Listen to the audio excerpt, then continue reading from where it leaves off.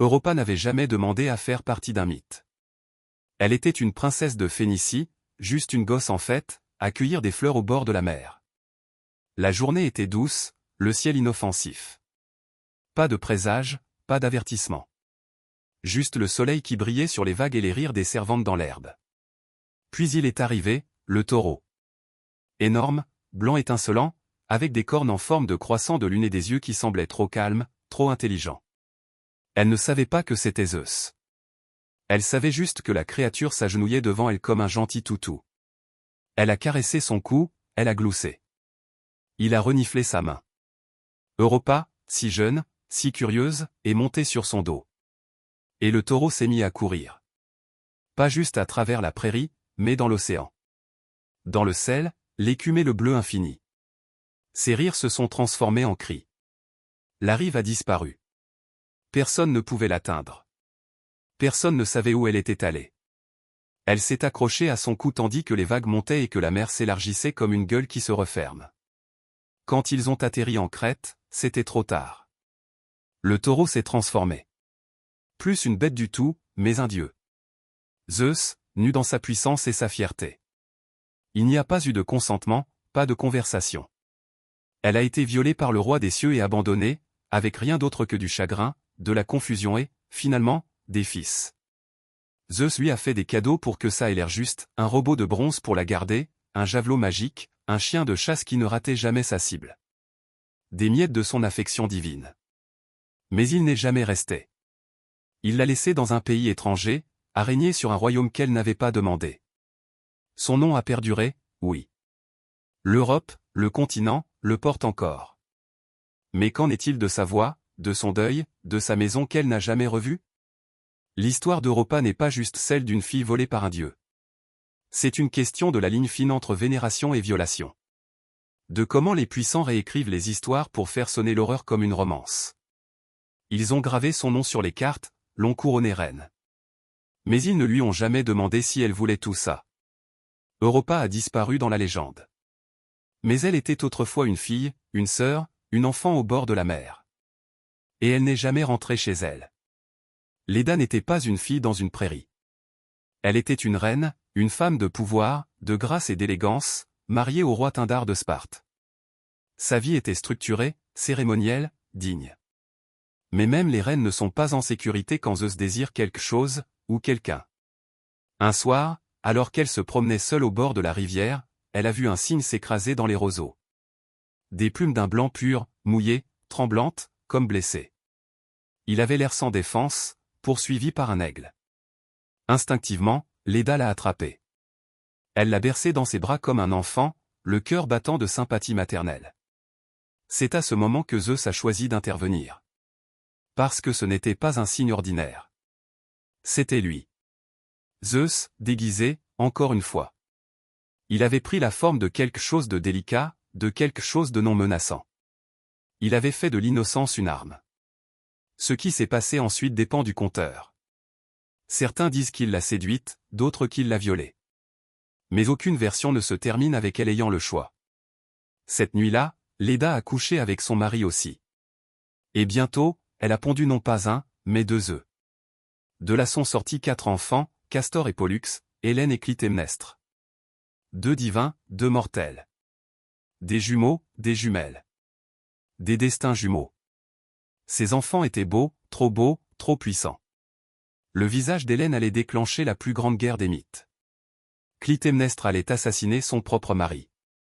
Les fils allaient devenir des héros guerriers, l'un destiné à mourir, l'autre immortel. Mais aucun d'eux n'était ordinaire. Aucun d'eux n'était intouché par Zeus. L'histoire de Leda, comme celle d'Europa, n'est jamais racontée de son point de vue. Dans les peintures, elle est souvent drapée sur un lit, un cygne enroulé au-dessus d'elle, les yeux fermés comme si elle dormait. Mais c'est le mensonge de l'art. Ce qui n'est jamais montré, c'est la peur, la honte, la confusion, l'horreur d'être tenue par un dieu qui prétend être quelque chose de doux. Elle est restée une reine. Elle a enduré. Mais l'héritage de ses filles serait marqué par le sang, la trahison et le blâme. Hélène vue comme une tentatrice, Clytemnestre comme une tueuse. Et Leda, plus tard, juste une note de bas de page dans leur tragédie. Peu importe la hauteur de sa couronne, elle serait toujours la femme que le cygne a choisie. Celle qui ne pouvait pas arrêter ce qui sortait de ses œufs. Et elle non plus n'a jamais eu le choix dans son mythe. Io était sacrée. Une prêtresse d'Héra, dévouée et chaste. Mise à part des femmes ordinaires. Elle n'était pas naïve. Elle connaissait les risques de la proximité avec le pouvoir, surtout le pouvoir divin. Mais ça n'a pas d'importance. Zeus ne demande pas, il prend. Une nuit, un brouillard épais est tombé sur le sanctuaire. Un nuage anormal dans son poids, son silence. Et de là, Zeus a émergé. Pas de déguisement cette fois. Juste la force divine drapée dans le brouillard. Il est venu à Io et l'a violée à l'intérieur des murs qu'elle pensait saints. Quand le brouillard s'est levé, elle n'était plus une fille du temple. Elle était marquée. Et Héra, toujours vigilante, l'a remarquée. Pour cacher l'affaire, Zeus a fait ce qu'aucun dieu ne devrait avoir le droit de faire, il l'a transformée en vache. Une belle génisse, d'un blanc pur avec des yeux tristes. Et ainsi, la fille qui priait autrefois, maintenant meuglait. La prêtresse est devenue du bétail. Mais Héra voulait vengeance. Elle a accepté le cadeau de la vache et a assigné Argus Panopté à la garder. Un géant avec 100 yeux qui ne clignait jamais. Io ne pouvait pas parler, ne pouvait pas crier. Juste errer, brouter et souffrir sous le regard d'Argus. Finalement, Zeus a envoyé Hermès tuer Argus. Cette partie, au moins, est racontée avec célébration à l'Olympe. Mais ce qui est rarement mentionné, c'est ce qui est venu après.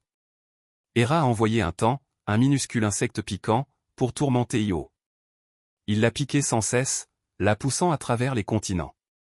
Elle a couru en agonie de la Grèce à l'Égypte, à travers les marais, les montagnes et le désert. Imagine ça, une victime divine dépouillée de son langage, chassant la douleur. Poursuivie non seulement par une mouche, mais par la colère des dieux. Personne ne pouvait l'entendre. Personne ne la reconnaissait. Et elle ne pouvait pas dire son nom. Finalement, Zeus lui a rendu sa forme humaine. Elle a donné naissance à un fils, Épapho, et est devenue vénérée en Égypte. Mais cette fin heureuse est le rideau de courtoisie du mythe. Qu'en est-il de tout ce qu'elle a perdu? Sa voix, son statut, sa sécurité, son corps, la confiance sacrée de la déesse qu'elle a servie autrefois? L'histoire d'Io est racontée comme une épopée errante. Comment le Nil a obtenu son nom, comment Zeus a sauvé sa bien-aimée. Mais en dessous, il y a une fille transformée en quelque chose qu'elle n'a jamais été. Punie pour quelque chose qu'elle n'a jamais demandé. Et à travers tout ça, elle n'a jamais cessé de courir. Sémélé n'était pas une princesse en détresse. Elle était fière, intelligente et belle. Une femme de Thèbes qui a attiré l'attention de Zeus lui-même. Mais contrairement à tant d'autres, Zeus ne l'a pas piégée. Du moins, pas au début. Il l'a courtisée ouvertement, déguisée en mortelle. Il lui a murmuré de l'amour à l'oreille, il lui a apporté des tempêtes en bouteille, des étoiles dans ses promesses. Et elle l'a cru. Ils se sont rencontrés en secret, le dieu et la mortelle. Et bientôt, elle était enceinte. Sémélé a osé quelque chose que la plupart des mortels n'osent jamais, elle voulait voir la vérité. Pas le masque, pas l'illusion. Mais Zeus dans sa forme divine complète. Elle voulait de l'honnêteté. Mais les dieux sont cruels. Et Héra, plus cruelle encore, consumée par la jalousie, s'est déguisée en vieille harpie et a rendu visite à Sémélé. Elle a planté une seule graine empoisonnée, s'il t'aime vraiment, pourquoi ne te montre-t-il pas qui il est vraiment? Ça a marché. Sémélé, maintenant incertaine et avide de preuves, a demandé à Zeus de se révéler dans toute sa divinité. Zeus a hésité. Il l'a supplié de demander n'importe quoi d'autre. Mais il avait prêté serment, la promesse incassable du fleuve Styx. Alors, il a tenu sa promesse. Et quand il a dévoilé sa vraie forme, la foudre, le feu, la flamme divine Sémélé a vu, et dans le même souffle, elle est morte. Son corps mortel, fragile et non protégé, a été incinéré en un instant. Consumé non pas par la trahison, mais par la révélation. Elle lui avait fait confiance, elle l'avait aimé et elle en était morte. Mais l'histoire ne se termine pas là. À l'intérieur de son corps brûlé, son enfant vivait encore. Zeus a plongé dans le feu, a sauvé le fœtus et l'a cousu dans sa propre cuisse. Des mois plus tard, de cet utérus impossible, Dionysos est né. Dieu du vin, de la folie, de l'extase et du rituel. Sémélé est devenu mythe, puis souvenir, puis cendre. Son nom attaché à un sanctuaire. Son fils élevé à l'Olympe. Mais son histoire, un avertissement. Une tragédie silencieuse. Ce qu'on raconte, c'est qu'elle était trop audacieuse. Que les mortels ne doivent jamais demander à voir la vérité. Mais ce qu'elle a vraiment fait, c'est demander à être aimée honnêtement. À être vue par celui qui prétendait l'adorer. Et pour ça, elle a été détruite. L'amour, quand il est mêlé au pouvoir, brûle. Et Sémélé n'a jamais eu la chance de survivre au feu. Callisto était sauvage. Pas indompté comme une bête, mais libre comme le vent. Une des plus loyales compagnes d'Artémis. Une chasseresse vierge jurée qui a échangé la vie de palais contre les sentiers forestiers, les flèches et la sororité. Elle ne portait pas de robe et ne tissait pas de tapisserie. Elle chassait les cerfs et hurlait à la lune. Mais même les serments sacrés ne signifiaient rien pour Zeus. Il l'a vue dans les bois, crasseuse, féroce, riant, complètement vivante. Et a décidé qu'il devait la voir. Mais comment approcher une femme qui servait la déesse de la chasteté? Il n'est pas venu comme lui-même. Ça aurait été trop honnête. Au lieu de ça, il est venu dans le déguisement le plus pervers de tous. Il a pris la forme d'Artémis. Callisto a vu sa déesse traverser les arbres. Elle a fait confiance au visage familier. Et quand elle a tendu la main avec révérence, ce n'était pas Artémis qui l'a touchée. C'était Zeus. Certaines versions disent qu'elle s'est battue, d'autres qu'elle s'est figée. Mais aucune version ne dit qu'elle a consenti. Ensuite, Callisto a gardé le secret. Elle a enfoui la honte. Les mois ont passé. Son ventre a gonflé. Ses sœurs l'ont remarqué en premier, puis Artémis elle-même. Et le jugement est venu, rapide et cruel. Artémis, froide comme la pierre, l'a expulsée. L'a chassée comme une traîtresse, pas une victime. Callisto a été bannie de la seule vie qu'elle ait jamais choisie. Son serment brisé par un mensonge qu'elle ne pouvait pas expliquer. Elle a donné naissance seule à un fils, Arca. Pas de mari, pas de soutien. Seulement le silence. Et puis, comme si l'exil ne suffisait pas, Héra a ajouté une autre punition. Elle a transformé Callisto en ours. Une mère, une femme, maintenant une bête. Des années plus tard, son fils, maintenant un homme, un chasseur, est tombé sur l'ours dans les bois. Il a levé sa lance. Il ne savait pas comment aurait-il pu. Et juste au moment où il allait frapper, Zeus est intervenu. Pas pour s'excuser. Pas pour réparer les torts. Mais pour éviter une autre tragédie. Il les a tous les deux catapultés dans les cieux, où Callisto est devenu Ursa Major, la grande ours, et son fils, Ursa Minor. Certains appellent ça un honneur de vivre dans les étoiles. Mais ce n'était pas de la miséricorde. C'était de l'évitement. Callisto n'a jamais retrouvé sa forme. Son histoire a été écrite dans les étoiles, mais jamais entendue dans sa voix. Elle était une disciple d'Artémis. Une survivante de Zeus. Une mère qui a failli mourir de la main de son fils. Et tout ce qu'elle a jamais voulu, c'était qu'on la laisse seule dans les bois. Avant que Zeus ne pose les yeux sur Danaé, son destin était déjà scellé par une prophétie. Son père, le roi Acrisio d'Argos, avait été informé que le fils de Danaé le tuerait un jour. Terrifié par son avenir, il a fait quelque chose de monstrueux au nom de la prévention. Il a enfermé sa propre fille dans une chambre de bronze souterraine. Pas de fenêtre, pas d'échappatoire. Une tombe faite pour les vivants. Elle était jeune, royale et complètement seule. La chambre était censée empêcher les hommes d'entrer, mais elle ne pouvait pas empêcher les dieux d'entrer. Zeus n'est pas apparu comme un taureau ou un cygne cette fois. Il est venu comme une pluie d'or. Oui, les poètes antiques appelaient vraiment ça comme ça. Un flot d'or liquide qui s'est glissé à travers les fissures du plafond et est tombé sur sa peau. C'est ainsi qu'elle a conçu Persée. Pas d'avertissement, pas de voix. Juste l'invasion divine drapée dans la beauté. Quand Acrisio a découvert qu'elle avait donné naissance, il n'a pas demandé comment. Il ne s'est pas demandé ce qu'elle avait enduré. Il a simplement vu une menace.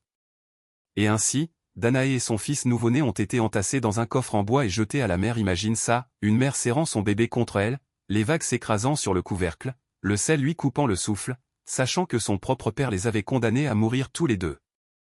Mais le destin n'en avait pas fini avec elle. Le coffre n'a pas coulé. Il a dérivé. Il a atterri sur l'île de Sérifo, où elle a été accueillie par un pêcheur. en sécurité pendant un temps. Jusqu'à ce que le roi de l'île, Polydectès, décide qu'il la voulait. Elle l'a refusé. Et donc, il a comploté pour se débarrasser de Persée, son fils, son seul défenseur. Le roi l'a envoyé en mission suicide pour tuer Méduse. Danaé a de nouveau attendu dans l'incertitude. De nouveau, elle était un pion dans l'histoire d'un homme. Oui, Persée a triomphé. Oui, il est revenu et l'a sauvé. Mais pourquoi sa résilience est-elle toujours traitée comme une note de bas de page? Danaé a été enfermée, violée, exilée, menacée. Et pourtant, elle a enduré. Elle a élevé un fils tout en naviguant dans les cruautés de la prophétie, la luxure divine et le danger politique. Et d'une manière ou d'une autre, elle a survécu à tout ça. On se souvient d'elle comme de la mère d'un héros. Mais elle était une prisonnière bien avant que son fils ne devienne une légende. Et aucun dieu n'est jamais revenu pour lui demander ce qu'elle ressentait à propos de tout ça. Alcmène était fidèle.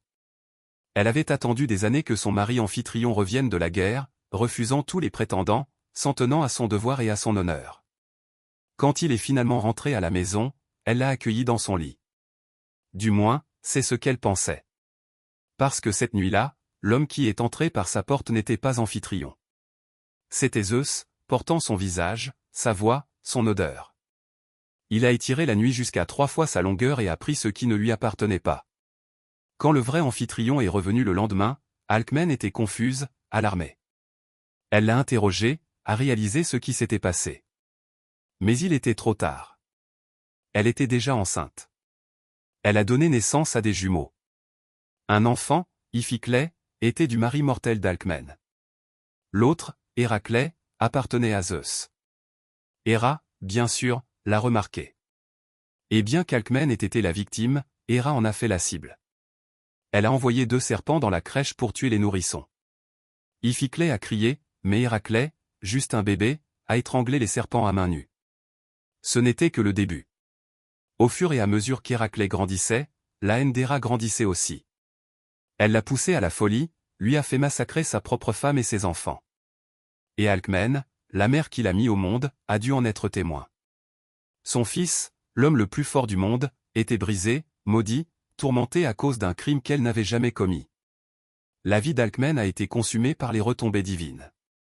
Elle n'a pas eu de liaison. Elle n'a pas fait de choix. Et pourtant, tous ceux qui l'entouraient ont souffert. Plus tard, les mythes essaient de lisser les choses. Ils disent qu'elle a trouvé la paix, que son fils a été déifié, honoré, qu'elle a vécu ses jours en sécurité. Mais même l'immortalité semble creuse quand elle suit une vie de manipulation, de perte et de cruauté divine. Aucun poète n'a jamais demandé ce que ça faisait d'être touché par un homme portant la peau de votre mari. Aucune statue n'a été sculptée de son chagrin.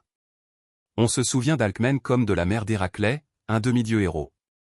Mais elle était aussi la femme qui a élevé un enfant qu'elle n'avait pas demandé, qui a porté le poids du crime d'un dieu et des attentes du monde, et qui est restée droite malgré tout. Elle n'a jamais été vénérée, jamais remerciée. Juste laissée derrière dans l'épave de l'héritage de Zeus.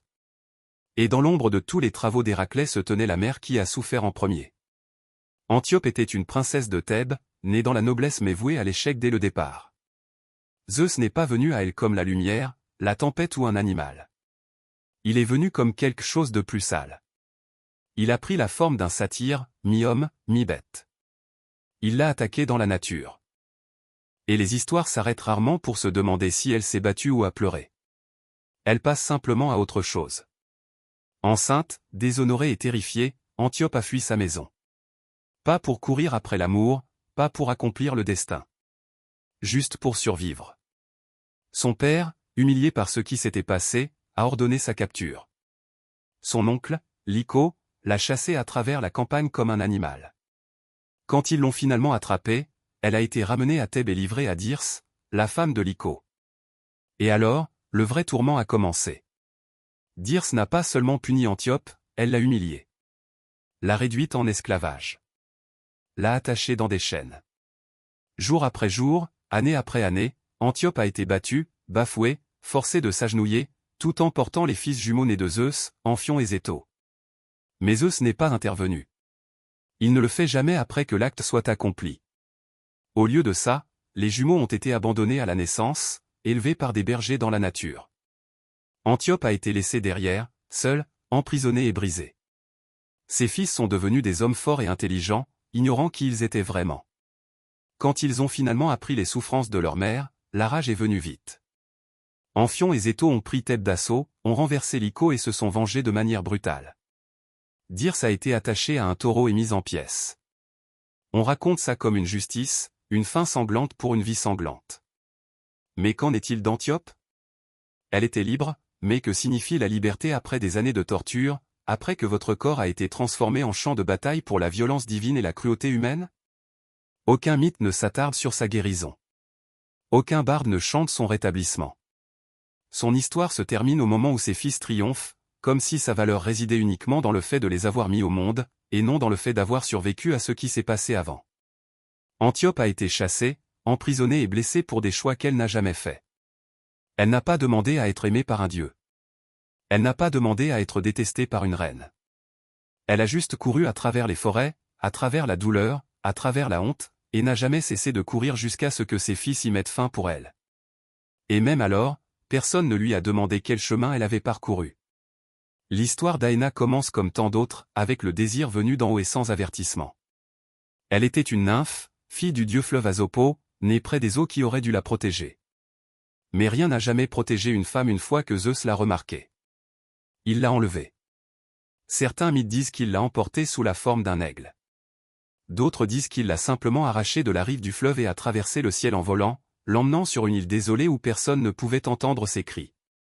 Là, dans l'isolement et le silence, il a fait ce qu'il voulait avec elle.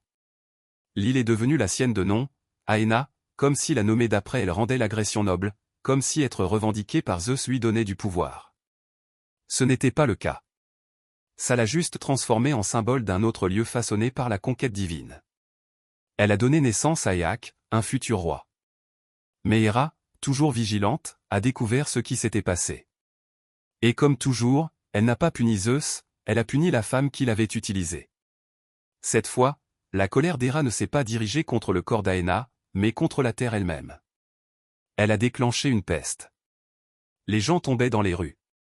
Les champs sont devenus stériles. L'île entière, portant maintenant le nom d'Aéna, est devenue un cimetière. Et Aéna, entourée de morts, ne pouvait qu'observer. Elle n'avait aucun pouvoir divin pour arrêter ça, aucune magie pour inverser ça.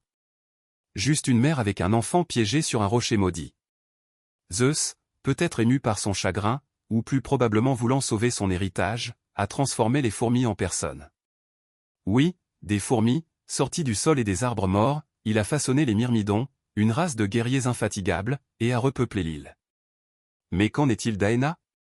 Elle vivait parmi ces hommes nés d'insectes, entourés de rappels des vies ici détruites. Son nom gravé sur les cartes. Son fils honoré par les héros. Mais son traumatisme, une fois de plus, effacé. Elle a été réduite à la géographie. Sa douleur rayée comme un mythe. Les gens se souviennent des myrmidons pour leur loyauté et leur force. Ils se souviennent d'Éaque comme d'un roi sage. Mais ils oublient la femme qui n'a jamais rien demandé de tout ça, qui a perdu sa maison, son peuple, sa sécurité, tout ça parce qu'un dieu n'a pas pu garder ses mains pour lui. Aéna ne voulait pas d'une île, elle voulait juste qu'on la laisse tranquille. L'histoire d'Aéna n'est qu'un murmure dans le grand théâtre de la mythologie. Pas de guerre, pas d'étoiles, pas de temple. Juste du silence et de la terre. Elle était une princesse mortelle, distante, digne et inaperçue jusqu'à ce que Zeus la trouve. Comme d'habitude, il la désirait. Comme d'habitude, Héra l'a remarqué. Mais cette fois, Zeus n'a pas séduit ou déguisé. Il s'est caché. Il craignait tellement la colère d'Héra qu'il a enterré Ahara profondément sous la terre. Littéralement. Pas dans la métaphore. Pas dans la poésie. Il l'a placé dans une caverne secrète sous le sol pour qu'Héra ne voie pas ce qu'il était en train de faire. Là, dans l'obscurité totale, isolé de l'air et du ciel, Ahara a porté son enfant. Qu'est-ce que ça a dû être? Pas de soleil, pas de voix, pas d'aide. Juste des murs de pierre et la lente croissance étouffante de quelque chose de monstrueux à l'intérieur d'elle. Parce que l'enfant qu'elle portait n'était pas un demi-dieu délicat. C'était un géant, Titio.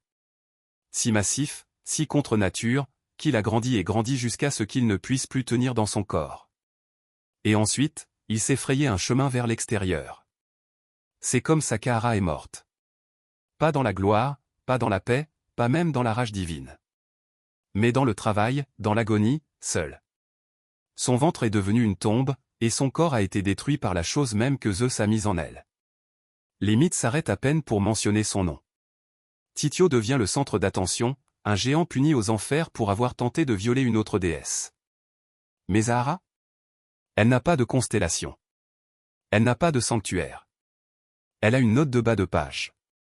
L'ironie est brutale, Zeus l'a cachée sous terre pour la protéger, mais cette protection l'a tuée.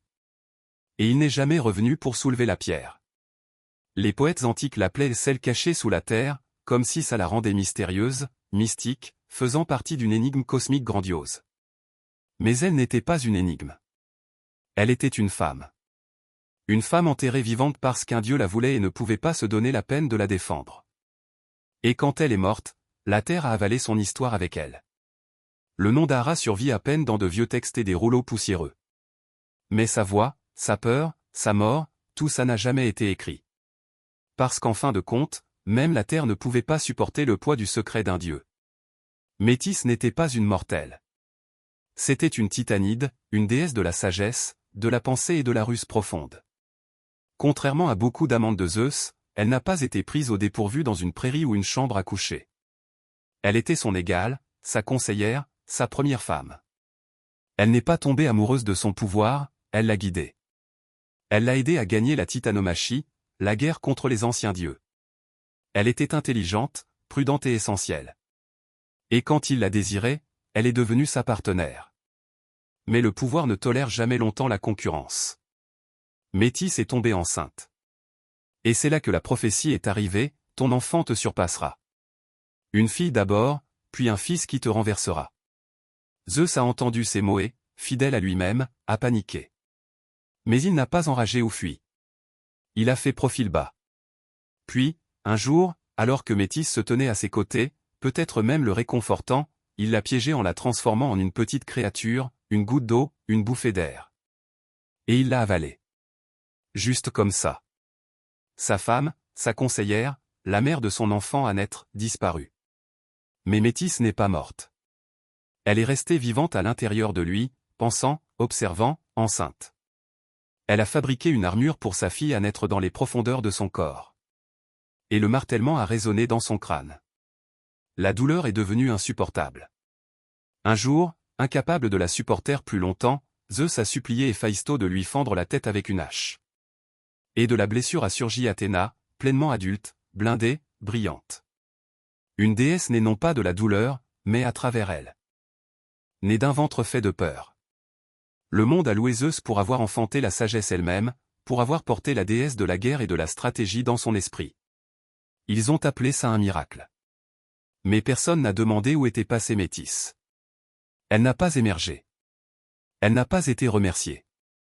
Elle a été oubliée. La femme qui a aidé à façonner le cosmos a été effacée par le dieu même qu'elle avait mis en place. Sa fille a été honorée, vénérée. Mais elle est restée emprisonnée à jamais dans ses entrailles. Un fantôme sous l'Olympe. Métis représente la cruauté ultime, même lorsqu'une femme est divine, intelligente, puissante, même lorsqu'elle consent, crée et contribue, elle reste jetable.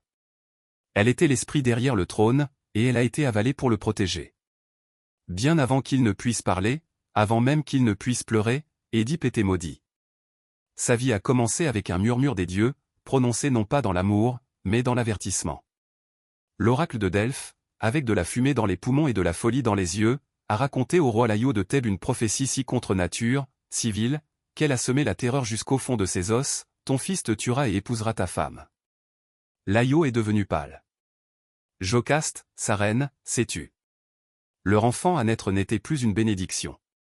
C'était une menace, un présage ambulant. Et quand le bébé est né, en bonne santé, rose et clignant des yeux au plafond de la chambre royale, personne n'a célébré. Laïo a pris une décision. Il a percé les chevilles du bébé et les a attachées ensemble avec du cuir, le mutilant, le marquant, rendant plus difficile pour les dieux de le guider. Puis, il a confié le nourrisson à un serviteur et lui a ordonné de laisser l'enfant mourir dans la nature. Pas de nom, pas de berceau, pas d'adieu. Mais le serviteur, peut-être ému par la pitié ou la peur, n'a pas pu aller jusqu'au bout. Il a confié le bébé à un berger de Corinthe, un homme qui travaillait les collines, pas le palais. Ce berger, à son tour, a amené le garçon au roi et à la reine de Corinthe, Polybe et Mérope, qui n'avaient pas d'enfant. Ils l'ont nommé Édipe, pied enflé, un nom qui ferait écho à son destin tordu. Ils l'ont élevé comme leur propre enfant, ne lui disant jamais qu'il avait été adopté. Il a grandi aimé, respecté, chéri. Un prince avec un avenir gravé en or. Mais profondément sous sa peau, la prophétie s'agitait. Une malédiction ne peut pas être réduite au silence par le silence. Édipe ne connaissait pas la vérité sur sa naissance. Mais le monde la connaissait. Les dieux la connaissaient. Et il ne serait pas ignoré. Sa vie ne serait pas la sienne. Pas pour longtemps. Ce n'était pas un conte de fées. Il n'y aurait pas d'échappatoire aux mots prononcés à Delphes. Seulement l'illusion de la sécurité jusqu'à ce que la vérité, comme le destin, retrouve son chemin à la maison. Et ainsi, le garçon qui aurait dû mourir sur une montagne dormait maintenant sous la soie corinthienne, ignorant qu'il avait déjà fait son premier pas vers la tombe de son père et le lit de sa mère. Édipe a été élevé dans le luxe, mais le luxe ne fait jamais taire le doute. Il a grandi dans le palais de Corinthe, entouré de tuteurs, de serviteurs et de couloirs drapés de soie. Le roi Polybe et la reine Mérope le traitaient comme leur fils, et Édipe les croyait. Jusqu'à ce que quelqu'un rie un peu trop fort lors d'un banquet. « Tu n'es pas vraiment leur enfant », a raillé un noble ivre. C'était juste une insulte imprudente. Mais ça s'est accroché à l'esprit d'Édipe comme la fumée au tissu. Il a demandé à Polybe, il a demandé à Mérope. Ils l'ont nié, bien sûr. On jurait qu'il était à eux, l'ont serré un peu trop fort, on sourit un peu trop longtemps. Mais le doute n'est pas mort. Et alors, il est allé à Delphes. Pas pour les richesses, pas pour la gloire, mais pour la vérité. L'oracle n'a pas répondu à la question qu'il a posée. Au lieu de cela, elle lui a donné sa propre prophétie, « Tu tueras ton père, tu épouseras ta mère ». Édipe a titubé en sortant du temple, horrifié. Tuer Polybe? Épouser Mérope? Les parents qui l'ont élevé? Jamais. Il ne laisserait pas ça arriver. Il ne rentrerait pas chez lui. Il parcourait plutôt la terre. C'était la première erreur. En essayant de distancer la prophétie, il a marché droit dans sa trajectoire. Il a quitté Corinthe, tournant le dos à la seule famille qu'il ait jamais connue. Il a parcouru des routes poussiéreuses, passant devant des sanctuaires et des carrefours, ne portant que la peur dans sa poitrine et un vœu sur ses lèvres, « Je n'accomplirai jamais cette prophétie ». Mais Édipe, comme tant d'autres avant lui, a mal compris les dieux. Il ne vous donne pas l'avenir pour que vous puissiez le changer. Il vous le donne parce qu'il ne peut pas être changé. Ses chevilles portaient encore les cicatrices de la montagne. Il avait été marqué par le destin avant même d'avoir prononcé son nom. Et maintenant, il marchait aveuglément vers un père qu'il ne connaissait pas et une mère qu'il n'avait jamais rencontrée. Chaque pas en avant était un pas plus profond dans le piège. Mais il croyait faire la bonne chose, qu'il était noble, qu'il pouvait réécrire ce que les dieux avaient écrit. Édipe n'était pas mauvais. C'était un homme désespéré d'être bon. Assez désespéré pour ne jamais regarder en arrière, même si la prophétie tournait autour de lui comme un vautour dans le ciel. La route s'est rétrécie à une bifurcation. La poussière tourbillonnait dans la chaleur. Les arbres regardaient comme des juges silencieux. C'est là que Édipe a rencontré un étranger dans un char. Un homme plus âgé, fier, flanqué de serviteurs. Un seigneur ou un roi. La route n'était pas assez large pour deux. Une simple dispute. À qui revient le droit de passage? À qui revient l'autorité? Mais l'étranger a ricané. Un de ces hommes a frappé Édipe. Et quelque chose à l'intérieur du prince a craqué. Pas de la rage exactement, mais quelque chose de plus sombre, quelque chose d'emmêlé avec la peur et le destin. Il a riposté, durement, brutalement. À la fin, l'homme gisait mort. Les serviteurs aussi, sauf un qui a fui dans les collines. Édipe a essuyé le sang de ses mains, essoufflé. Il ne connaissait pas le nom de l'homme, s'en fichait. Juste un autre voyageur, arrogant et cruel, retiré de la route comme un obstacle. Il n'avait aucune idée qu'il venait de tuer Laïo, le roi de Thèbes. Son père. L'homme même qui avait ordonné sa mort quand il était bébé. La prophétie avait commencé à se dérouler. Pas avec une fanfare, pas avec un signe mystique, mais dans une bagarre au bord de la route. Un étranger mis en colère. Un choix fait à la hâte. quelques centimètres d'acier. Le moment est passé comme n'importe quel autre. Édipe a continué à marcher. Il ne s'est jamais arrêté pour se demander ce qu'il avait fait. Il n'y a pas eu de grande réalisation, pas de tonnerre des dieux. Juste un prince sans nom, un cadavre sans héritage et une prophétie se fissurant lentement sous leurs pieds. Voilà comment le destin fonctionne. Il ne crie pas, il murmure. Le carrefour n'était pas un accident. Dans les histoires grecques, les carrefours sont sacrés. C'est là que les choix rencontrent le divin. Et Édipe avait fait son choix, la violence au lieu de la patience, la fierté au lieu de la paix. Mais peut-on le blâmer? Il ne savait pas. C'est là toute la tragédie. Il pensait éviter la malédiction. Au lieu de ça, il l'accomplissait à chaque pas, à chaque coup, à chaque respiration. Les dieux n'ont pas forcé sa main. Ils ont simplement construit la route. Et Édipe, jeune, effrayé, certain de faire la bonne chose, l'a emprunté volontairement. Derrière lui, la poussière est retombée. Le sang du roi mort a imbibé le sol. Devant lui, une énigme l'attendait. Une ville implorait un sauveur. Et un trône se dressait, vide, aspirant au retour d'un fils à la maison. Aux portes de Thèbes, la mort avait fait son nid. La ville tremblait sous l'ombre du sphinx. Une créature avec le corps d'un lion, les ailes d'un aigle et le visage d'une femme. Elle n'était pas simplement un monstre. C'était une malédiction, envoyée par les dieux, ou peut-être par le destin lui-même. Elle posait une seule question à chaque homme qui osait approcher la ville: qu'est-ce qui marche à 4 pattes le matin, à 2 pattes à midi et à 3 pattes le soir? Personne n'avait répondu correctement. Ils avaient essayé, bien sûr. Des guerriers, des érudits, des princes, tous ont échoué, tous sont morts. Le sphinx les dévorait sur place, laissant leurs os blanchir au soleil, juste à l'extérieur de Thèbes. Et la ville, paralysée par la peur, attendait. Le roi avait disparu, leur reine pleurait, leur peuple mourait de faim. Puis, est arrivé Édipe. Couvert de poussière, épuisé, ignorant que le sang de son propre père tachait encore ses sandales. Il s'est tenu devant le sphinx et a écouté son énigme. Elle a regardé dans son âme, attendant d'écraser une autre vie dans ses griffes. Mais Édipe n'a pas bronché. Il n'a pas combattu, il a réfléchi. Il a regardé au-delà de la terreur et a vu la vérité se cacher à l'intérieur de la question. L'homme, a-t-il répondu? Dans son enfance, il rampe à 4 pattes. À l'âge adulte, il marche sur 2 jambes. Dans sa vieillesse, il s'appuie sur une canne, une 3e jambe. Silence. Le sphinx a hurlé, non pas de colère, mais de défaite. Elle a sauté de son perchoir et s'est jetée dans les rochers en contrebas. La malédiction était brisée. Thèbes était sauvée. Le peuple s'est déversé des portes, acclamant, couronnant Édipe non seulement comme un héros, mais comme le roi.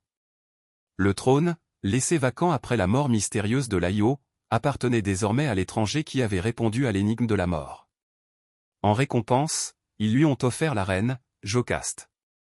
Belle, veuve, plus âgée, mais toujours royale. Elle a placé la couronne sur sa tête. Elle a pris sa main dans la sienne. Ni l'un ni l'autre ne savait que la prophétie, patiente et silencieuse, venait d'être accomplie à moitié. Un meurtre et un mariage. Tous deux voilés de triomphe. La ville s'est réjouie. Édipe a souri.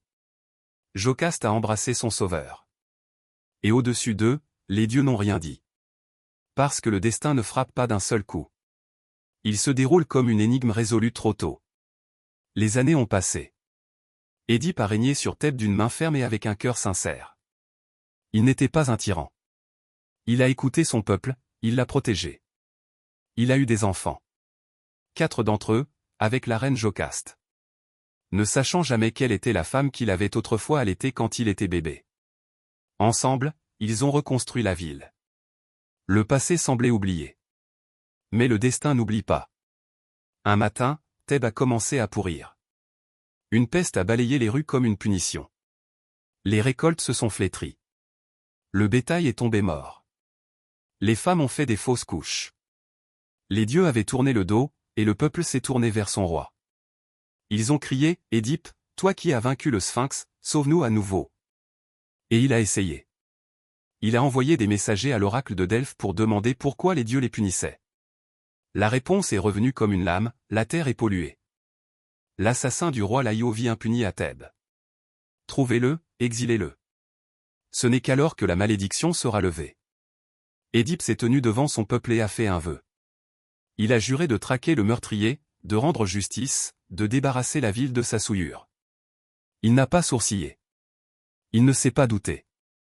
Il croyait que le tueur était quelqu'un d'autre, un étranger se cachant à la vue de tous. Un traître, un lâche, quelqu'un d'autre.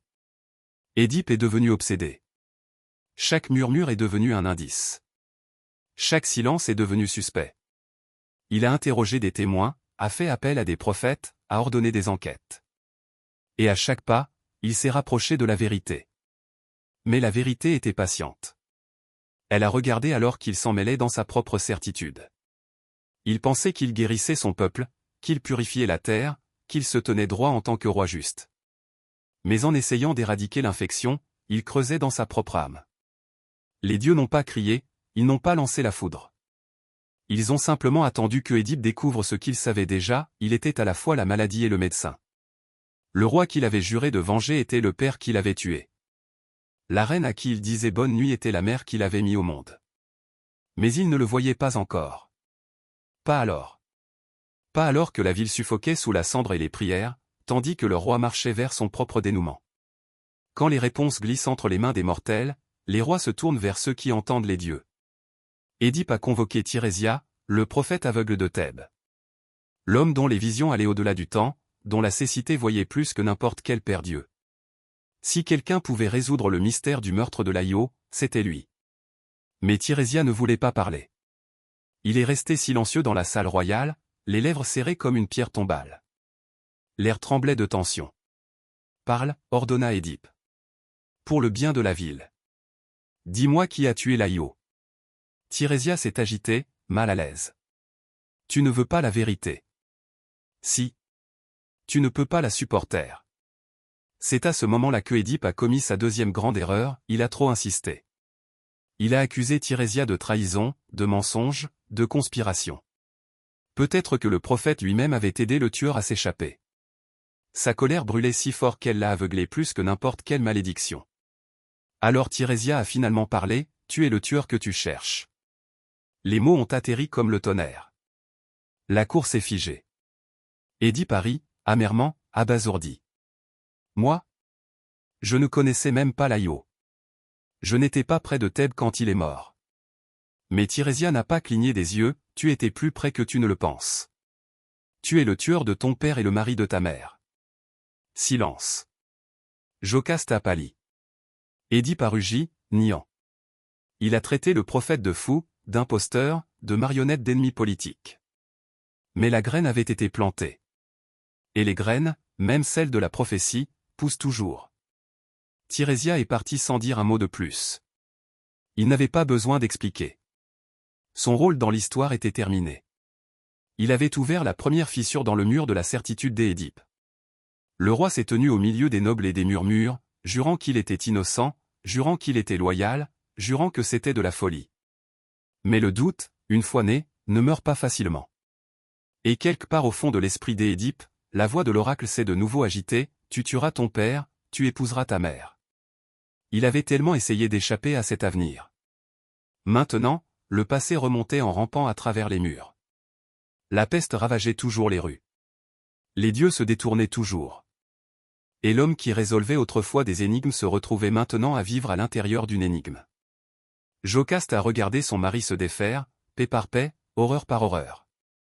Au début, elle a rejeté la prophétie avec un doux sourire et des mains prudentes. Elle a essayé d'apaiser la peur grandissante d'Édipe. Les prophéties ne veulent rien dire, lui a-t-elle dit. Nous en avons reçu une autre fois aussi, il y a longtemps, disant que notre fils tuerait son père. Mais nous avons géré ça. Elle a détourné le regard en disant ça.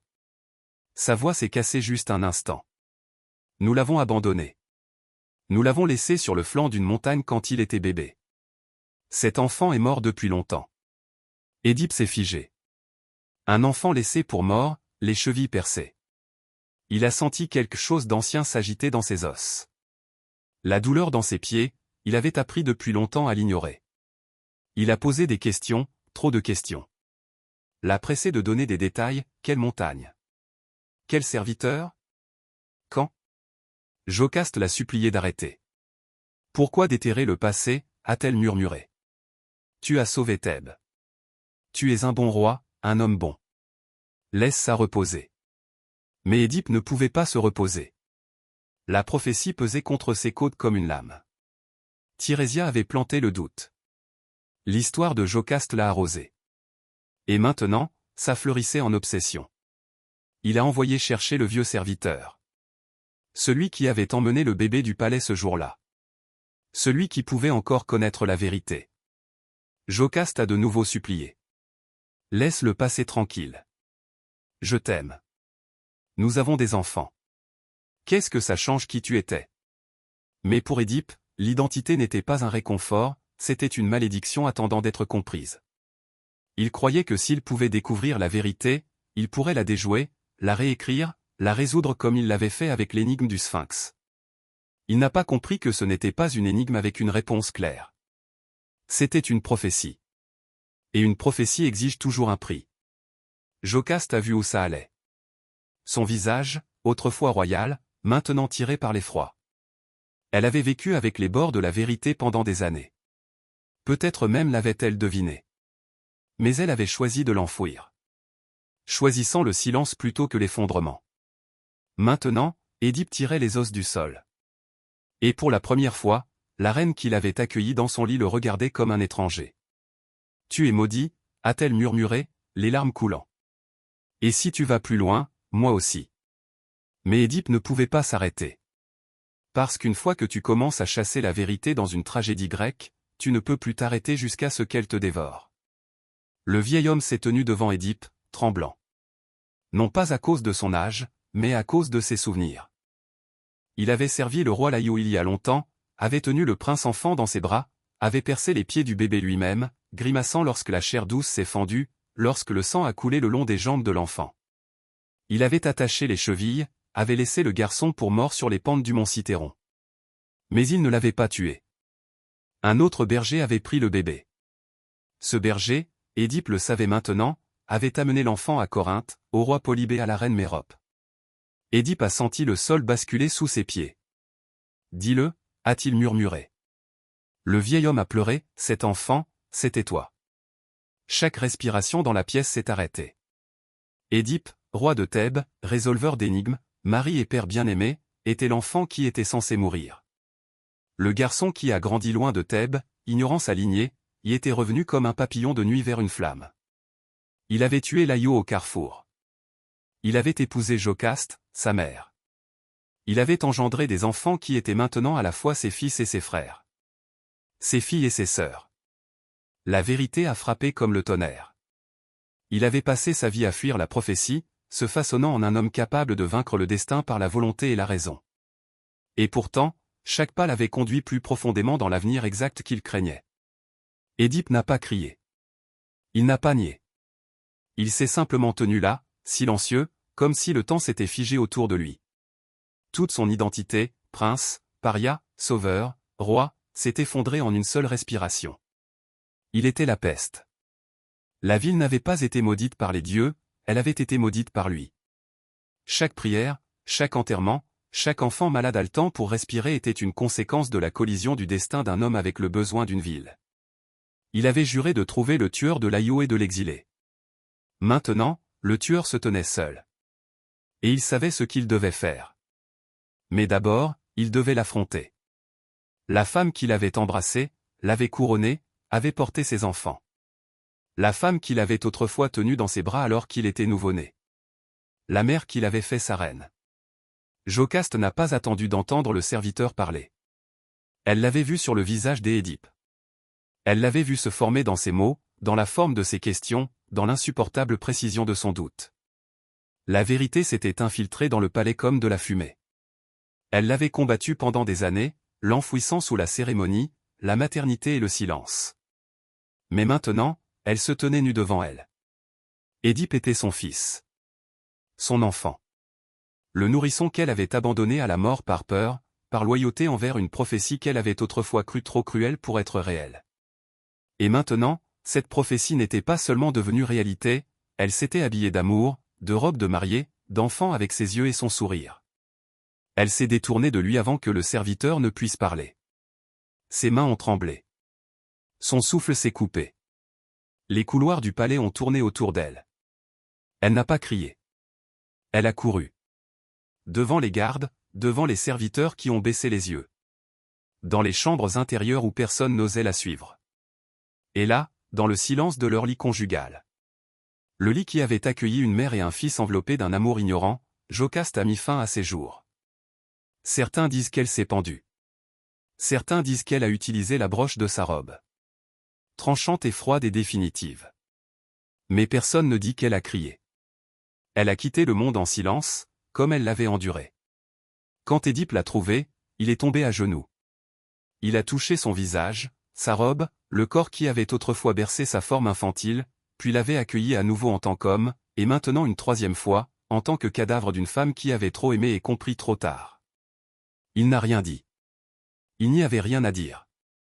Les dieux avaient parlé il y a des années à Delphes, tu tueras ton père, tu épouseras ta mère. Et maintenant, la prophétie reposait accomplie sur chaque morceau brisé de sa vie. Les gens à l'extérieur attendaient toujours la justice. La ville brûlait toujours de la peste. Mais dans cette pièce, il n'y avait que le silence.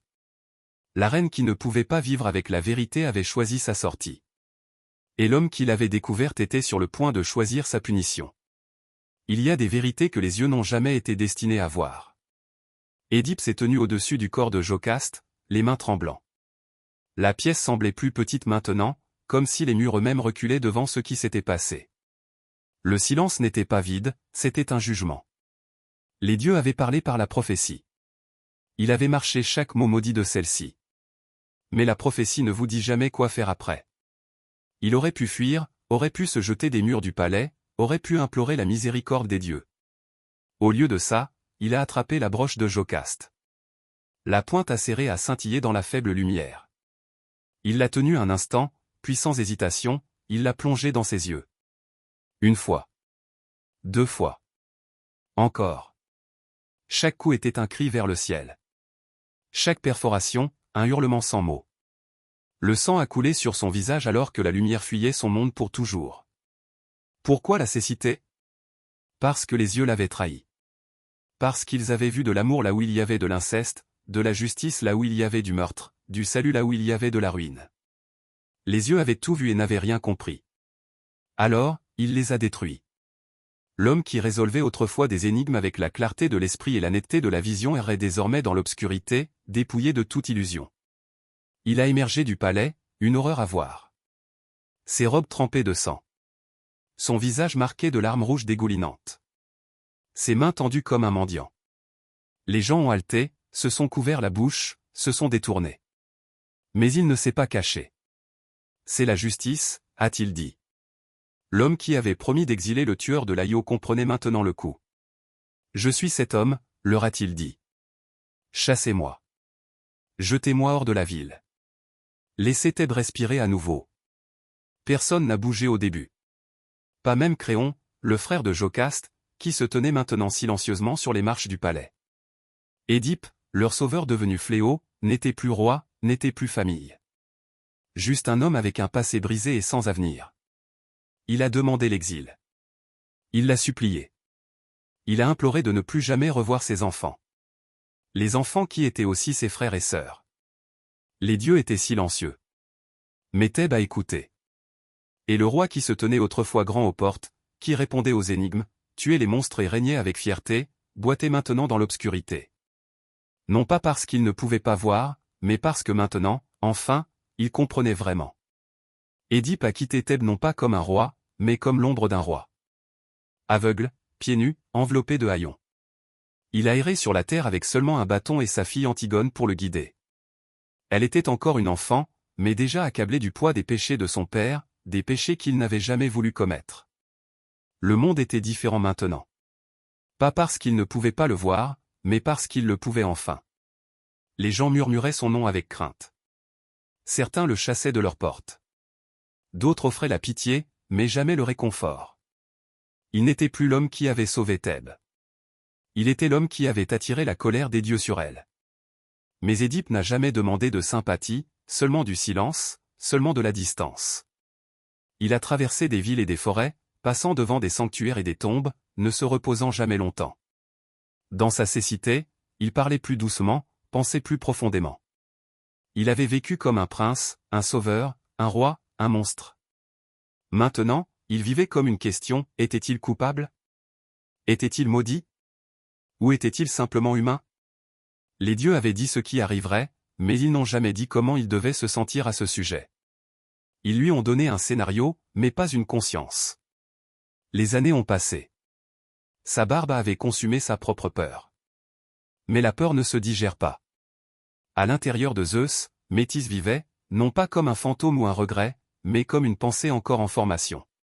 Elle lui parlait dans ses rêves, des murmures dans sa poitrine, des idées qu'il ne pouvait pas expliquer, des stratégies qui arrivaient sans y être invité. Son esprit est devenu le sien, mais pas entièrement. Et à l'intérieur de cet esprit divin, quelque chose d'extraordinaire se produisait. Un enfant grandissait, non pas dans un ventre, mais dans un crâne. Cet enfant n'était pas faible, elle ne donnait pas de petits coups de pied ou se tortillait doucement. Elle forgeait une armure dans les replis du cerveau de son père, forgeait une lance à partir de la pensée, un casque à partir de la résolution. Au fur et à mesure qu'elle grandissait, le son du martèlement résonnait à l'intérieur de la tête de Zeus. Jour et nuit, le martèlement empirait. Il ne pouvait pas dormir, ne pouvait pas manger. Ses maux de tête sont devenus insupportables, comme des tempêtes s'écrasant derrière ses yeux. Il a pressé ses paumes contre ses tempes et a rugi à travers l'Olympe. Aucun dieu n'a osé s'approcher. Mais la douleur a une façon d'humilier même les rois. Finalement, Zeus a appelé à l'aide. Héphaïsto est venu, le forgeron divin, fort et silencieux, né de la flamme et de la forge. Il s'est tenu devant le roi des dieux et n'a posé aucune question. Zeus s'est agenouillé, serrant sa tête, tremblant d'agonie. Frappe, a-t-il ordonné. Héphaïsto a levé sa hache, un coup net au centre du crâne de Zeus. Et les cieux ont retenu leur souffle. Le craquement a résonné à travers le monde. Et de la fente dans la tête de Zeus, enveloppée de lumière et de cris de guerre, est sortie une déesse. Pleinement adulte, vêtue d'une armure dorée, un bouclier dans une main, une lance dans l'autre. Des yeux comme de l'acier poli, brillant d'intelligence. Athéna. Elle n'a pas pleuré. Elle n'a pas trébuché. Elle s'est tenue droite. La déesse de la sagesse n'était pas née dans la douceur ou le secret. Elle avait émergé avec force, forgée dans la pensée et accouchée par l'agonie. Et pour la première fois, l'Olympe a vu quelque chose que même Zeus ne pouvait pas contrôler. Pas le feu, pas la tempête, mais la raison. Et elle était arrivée non pas comme sa perte, mais comme sa fille. Quand Athéna est sortie du crâne de Zeus, les cieux n'ont pas tremblé, ils ont fait une pause. L'Olympe, un royaume de drame et de fureur, de vanité et de tempête, est tombé en silence. Les dieux qui avaient vu des monstres naître du chaos, des amants de l'écume et la vengeance du sang n'avaient jamais été témoins de rien de tel. Elle est née non pas du corps, mais de l'esprit. Pas d'un ventre, d'une mère ou d'un os, mais de la pensée elle-même. Elle s'est tenue droite dans une armure brillante, dorée, impeccable, divine. Son bouclier brillait comme le soleil du matin sur du bronze poli. Ses yeux ne scintillaient pas comme une flamme, ils observaient, mesuraient, pesaient. Elle n'était pas le feu de la guerre, elle était la discipline de la guerre. Et elle n'a rien dit. Elle n'avait pas besoin de le faire. Les dieux ont murmuré. Aphrodite a cligné des yeux. Héra a froncé les sourcils. Arès a ricané. Mais aucun n'a osé remettre en question sa place. Elle n'avait pas revendiqué l'Olympe par la force, comme Zeus. Elle ne s'était pas faufilée comme Hermès. Elle était née dedans, comme une réponse. Zeus, soignant la blessure à sa tête, a regardé sa fille et ne l'a pas craint. Il aurait dû. Non pas parce qu'elle le trahirait, mais parce qu'elle le surpasserait de manière qui comptait plus. Il régnait avec la foudre, elle régnerait avec la clarté. Il brisait ce qu'il ne pouvait pas plier, elle pliait sans se briser. Ce jour-là, l'Olympe a gagné plus qu'une nouvelle déesse. Il a gagné une conscience. Athéna a été nommée déesse de la sagesse, oui. Mais plus que ça, elle était stratégie. Elle n'était pas juste intelligente, elle était tactique. Elle n'agissait pas sous l'impulsion de la rage ou de la passion, elle planifiait, elle se préparait, elle faisait une pause. Et ça l'a rendue dangereuse. Pour certains, elle était une merveille, tranchante comme une lame, calme comme la mer avant la bataille. pour d'autres, une menace enveloppée de beauté. Même Arès, le dieu de la guerre brute, la regardait avec méfiance. Il se battait avec fureur, elle se battait pour gagner. Les autres dieux ont célébré, bien sûr. Ils ont acclamé, offert des cadeaux, feint la joie. Mais profondément sous leur toast, l'Olympe s'est déplacé. Parce que maintenant, il y avait quelqu'un sur la montagne qui ne criait pas, qui ne séduisait pas, ne manipulait pas ou ne détruisait pas. Elle pensait. Et quand Athéna pense, le monde change. Non pas avec le tonnerre, mais avec la stratégie. Zeus a eu beaucoup d'enfants, mais aucun comme Athéna. Il a engendré des dieux du vin et de la guerre, de la musique et de la malice. Chacun avec ses dons, chacun avec ses défauts. Mais Athéna, elle, était à lui seule. Née de son esprit, pas de son désir. Forgée dans la douleur, pas dans la passion. Et ça l'a rendue différente. Elle n'était pas gouvernée par l'impulsion. Elle ne mendiait pas les faveurs et ne craignait pas la punition. Elle ne tremblait pas devant son tempérament et ne flattait pas son ego. Elle le contestait, non pas ouvertement, non pas stupidement, mais de la manière silencieuse qui coupe le plus profondément. Elle interrogeait, elle conseillait, et parfois, elle était en désaccord.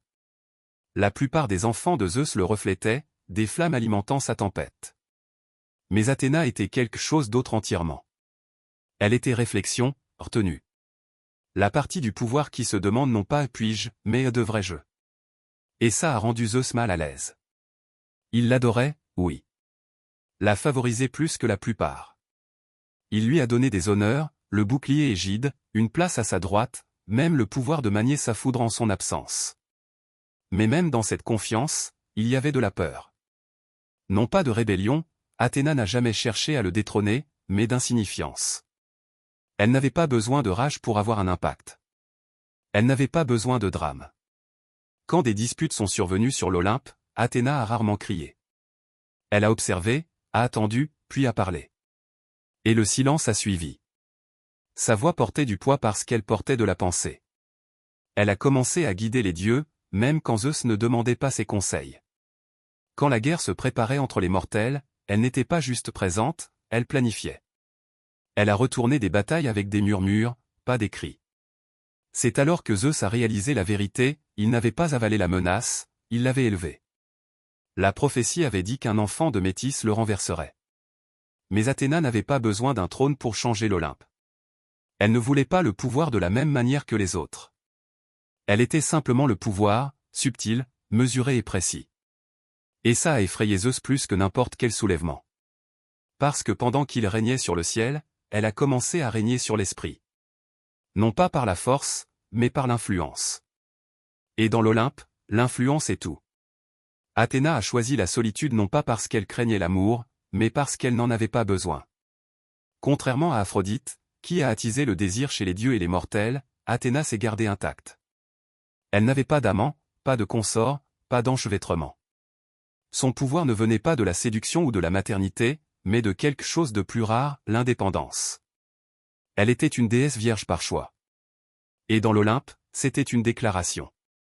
Ça signifiait qu'elle ne devait son corps à personne.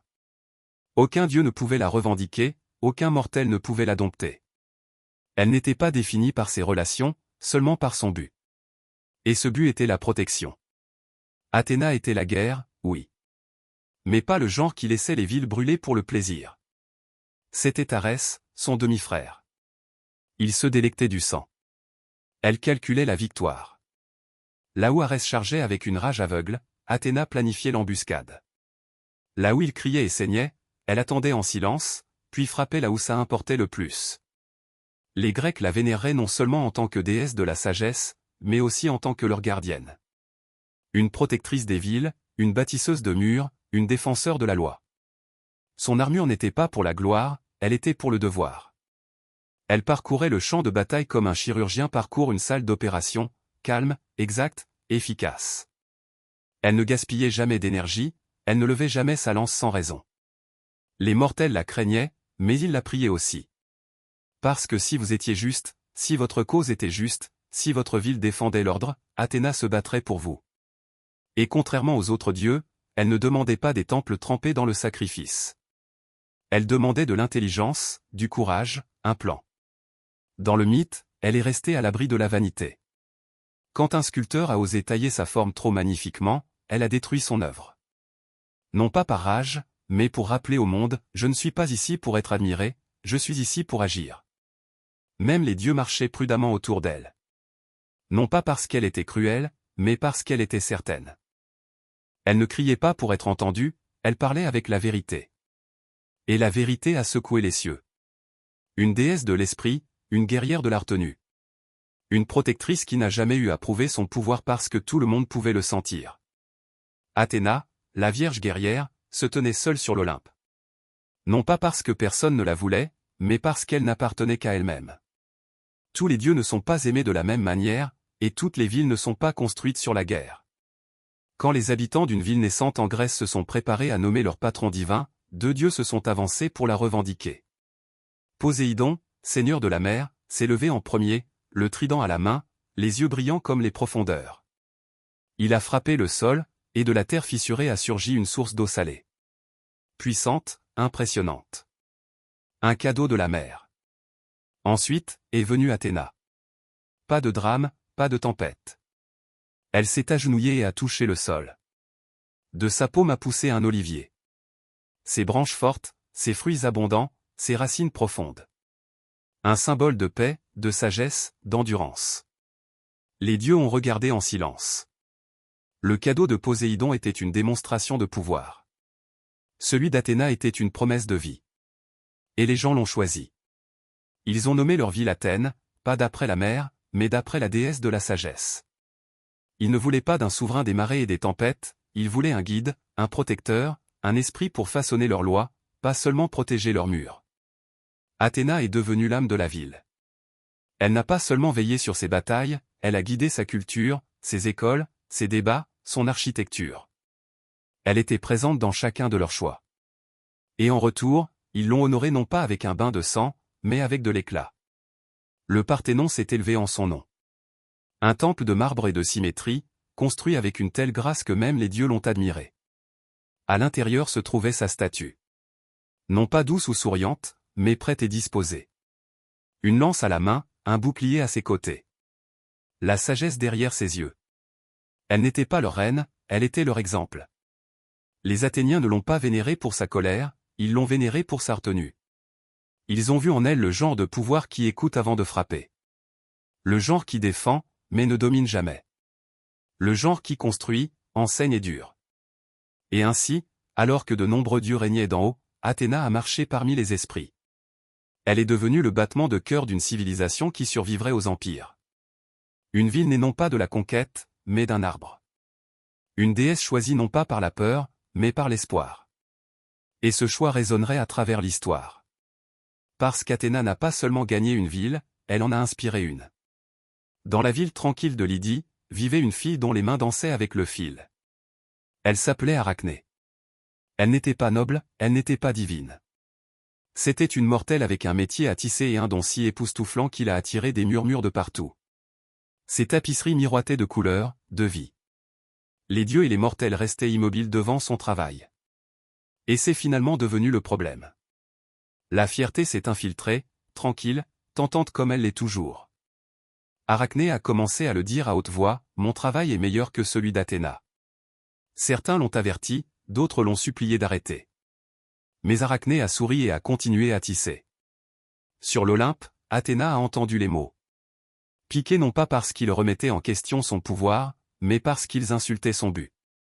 Athéna n'était pas seulement la déesse de la sagesse et de la guerre, elle était la déesse des métiers, des compétences, de l'art silencieux qui a façonné les civilisations. Et Arachné, cette fille sans temple ni titre, a osé se dire son égale. Alors Athéna est descendue. Elle s'est déguisée en vieille femme et a averti Arachné directement, « Humilie-toi, remercie. Dis que ton don vient des dieux. » Mais Arachné ne s'est pas inclinée. Elle a regardé la déesse dans les yeux et a dit, si elle pense qu'elle est meilleure, qu'elle le prouve. Athéna a laissé tomber son déguisement et a accepté le défi. 2 métiers à tisser, 2 mains, un concours. Elles ont tissé côte à côte, l'air épais de silence. La tapisserie d'Athéna a montré la gloire de l'Olympe. Zeus régnant, Poséidon rugissant, elle-même se tenant fièrement dans la victoire. Chaque fil parfait, chaque image divine. celle d'Arachné a montré la vérité. Zeus trompant les femmes, Apollon chassant les nymphes, les dieux cruels, jaloux, mesquins. Et c'était impeccable. Pas une seule erreur. Même Athéna, dans son cœur divin, savait que la fille avait tissé la perfection. Mais la vérité peut blesser plus profondément que l'insulte. Athéna n'a pas crié, elle n'a pas frappé. Elle a touché doucement Arachné et l'a transformée en araignée. Non pas par colère, mais par miséricorde. Une créature qui tisserait pour toujours. Sans fierté, sans applaudissements, juste de la soie et du silence. Et le souvenir de ce qui avait été. Et ainsi, la première araignée a tissé sa toile sous le clair de lune. Et la déesse de la sagesse s'est détournée, non pas avec haine, mais avec respect et tristesse. Parce qu'elle n'avait pas écrasé une rivale, elle avait honoré un miroir. Athéna ne portait jamais son armure pour la décoration. Chaque pièce avait une histoire, chaque symbole avait des dents. Mais rien de plus que son bouclier, l'égide. Un bouclier si redoutable, si divin, qu'il ne protégeait pas seulement, il terrifiait. Gravé sur son centre se trouvait un visage, tordu de rage et d'agonie. La tête d'une créature autrefois crainte de tous. Méduse. Mais comment le visage d'une gorgone est-il venu se reposer entre les mains d'une déesse? Bien avant qu'il ne devienne une arme, c'était une tragédie. Méduse avait autrefois été belle, une prêtresse mortelle dans le temple d'Athéna avec des cheveux comme une nuit tissée et un visage qui faisait tourner les têtes. Mais la beauté est dangereuse dans le monde des dieux. Et Poséidon, seigneur de la mer, l'a prise par la force dans le temple d'Athéna. C'était une violation de sanctuaire, une profanation. Et Athéna, furieuse, non pas contre Poséidon, mais contre la honte laissée derrière elle, a transformé Méduse. Elle l'a transformée en gorgone. Les cheveux en serpent, les yeux en arme. Un visage qui transformait tous ceux qui le regardaient en pierre. Et puis, des années plus tard, un héros est venu. Persée, jeune et impétueux, a été envoyé pour tuer Méduse. Mais il ne pouvait pas le faire seul. Athéna lui a donné son bouclier, poli jusqu'à l'éclat d'un miroir, afin qu'il n'ait pas à regarder Méduse directement. Elle a guidé sa frappe, a regardé la lame trancher la tête. Et quand ce fut terminé, elle a pris le visage de la gorgone pour elle-même. Pourquoi ça? Est-ce que c'était de la vengeance? Était-ce de la cruauté? Ou était-ce autre chose? Elle a placé la tête coupée de Méduse sur son bouclier, non pas comme un trophée, mais comme un avertissement. Un symbole de terreur, oui. Mais aussi de douleur, de conséquences, de ce qui arrive quand la violence se déchaîne même dans des lieux sacrés. L'égide est devenue plus qu'une protection, il était le rappel que la sagesse n'est pas toujours douce, que la justice porte parfois un visage monstrueux, que même les dieux portent une culpabilité dont ils ne parlent pas. Quand Athéna levait son bouclier au combat, ses ennemis voyaient non seulement une déesse, mais le visage obsédant de la rage tourné vers l'intérieur, du chagrin tordu en force. Et ils couraient. Non pas devant Athéna, mais devant ce qu'elle avait choisi de porter. Parce que même la sagesse a des fantômes. Et elle portait les siens à la vue de tous. Athéna était une déesse de la stratégie, de la justice et de la retenue. Mais même elle ne pouvait pas arrêter le destin. Dans la ville de Troie, la guerre couvait comme du petit bois avant l'étincelle. Les dieux avaient pris parti, les esprits s'échauffaient, et bientôt la plus grande guerre du monde antique a consumé l'Est et l'Ouest. Athéna s'est rangée du côté des Grecs non pas parce qu'elle aimait le bain de sang, mais à cause d'un seul serment brisé. Paris de Troie avait jugé Aphrodite plus belle qu'elle. Pourtant, même en guerre, Athéna cherchait à guider plutôt qu'à détruire. Et dans ce chaos, il y avait un mortel qu'elle favorisait par-dessus tous les autres. Achille. Il était sans égal sur le champ de bataille. Rapide, forgé au feu. Une tempête sous forme humaine. Mais Athéna ne l'aimait pas pour sa fureur, elle admirait son esprit. Sous la rage, il y avait de la raison. Un guerrier qui pouvait penser. Elle a murmuré une stratégie dans son oreille, a tenu son bouclier quand il a hésité, a même retenu sa main quand la colère a failli le submerger. À chaque affrontement, son influence a affûté son instinct. Mais Athéna savait ce qu'Achille ne savait pas. Il était voué à l'échec. On lui avait offert un choix, vivre une longue vie dans l'obscurité ou une vie courte dont on se souviendrait à jamais. Il a choisi la deuxième option. La gloire en échange de la paix, la mémoire en échange du temps. Et Athéna ne pouvait pas changer ça. Elle est restée à ses côtés alors que la guerre s'éternisait, chaque jour plus sanglant que le précédent. Elle a regardé alors que Patrocle, le plus proche compagnon d'Achille, portait son armure et tombait sous les lances troyennes. Elle a ressenti l'écho de la rage à travers la distance. Elle savait ce qu'Achille ferait quand il apprendrait sa mort. Le genre de cri qui déchire non seulement l'air, mais l'âme. Achille est retourné au combat comme un homme déjà mort. Athéna n'a pas essayé de l'arrêter. Elle l'a armé, l'a renforcé, puis l'a laissé partir. Il tuerait Hector, oui. Il brûlerait plus fort que n'importe quel héros avant lui. Mais bientôt, lui aussi tomberait. Abattu non pas par la force brute, mais par les mains froides du destin. Et Athéna, déesse de la sagesse, de la guerre, de la raison, ne pouvait qu'observer. Elle l'avait guidé, protégé, même aimé à sa manière divine. Mais elle ne pouvait pas le sauver. Parce que même les dieux ne peuvent pas défaire les choix que font les mortels. Surtout ceux qui leur apportent gloire et ruine. Alors que les autres dieux exigeaient un culte, Athéna offrait à l'humanité autre chose, des outils. Elle n'a pas donné le feu, c'était Prométhée. Mais elle a donné la connaissance de la façon de le façonner, de l'utiliser, de transformer le chaos en civilisation. Elle n'était pas une déesse de la chasse ou de la récolte, elle était la déesse de l'artisanat, de l'invention, des mains qui construisent, des esprits qui conçoivent et des yeux qui voient les possibilités dans la pierre, le tissu et le bois. Elle a appris aux mortels à apprivoiser les chevaux, pas seulement à les monter, mais à les atteler, à les guider, à transformer la puissance sauvage en champ labouré et en chariot tiré. Elle a montré aux femmes comment tisser, non pas seulement pour la beauté, mais pour la survie, la chaleur, l'abri, les motifs, l'art. Elle leur a donné l'olivier, un cadeau plus profond que l'or ou l'argent. Il portait des fruits à manger, de l'huile pour cuisiner et oindre, du bois à sculpter et à brûler. Un arbre qui demandait de la patience et la rendait au centuple. Alors que les autres dieux donnaient des armes, Athéna donnait des instructions. Là où Arès criait dans la guerre, elle construisait les murs de la ville, concevait les remparts, apprenait aux généraux à penser avant de frapper. Elle ne mettait pas fin au conflit, aucun dieu ne le pouvait. Mais elle a appris aux mortels à les mener intelligemment, avec un but. Pour les Grecs, elle était plus que divine, elle était pratique. Une déesse qui ne flottait pas au-dessus de leur vie, mais marchait parmi leurs choix, murmurait à l'oreille des forgerons, guidait les mains des architectes, façonnait non seulement leur foi, mais leur avenir. Elle a inspiré les premières philosophies, les premiers plans, les premières lois. La justice avec une colonne vertébrale, la sagesse avec une épée. Et contrairement aux dieux qui donnaient des cadeaux dans la colère, la luxure ou la pitié, Athéna a donné les siens dans l'amour. Pas le genre chaleureux et sentimental, mais l'amour enraciné dans la croyance, dans le potentiel. Elle croyait que les mortels pouvaient être plus que des animaux, qu'ils pouvaient construire quelque chose de durable, quelque chose de juste, quelque chose de sage. Ces temples ne demandaient pas de sang, ils demandaient de la pensée. Les cadeaux d'Athéna n'étaient pas des miracles tombés du ciel, c'étaient des graines. Et avec le temps, ces graines sont devenues des villes, des poèmes, des lois et des histoires, y compris celle-ci.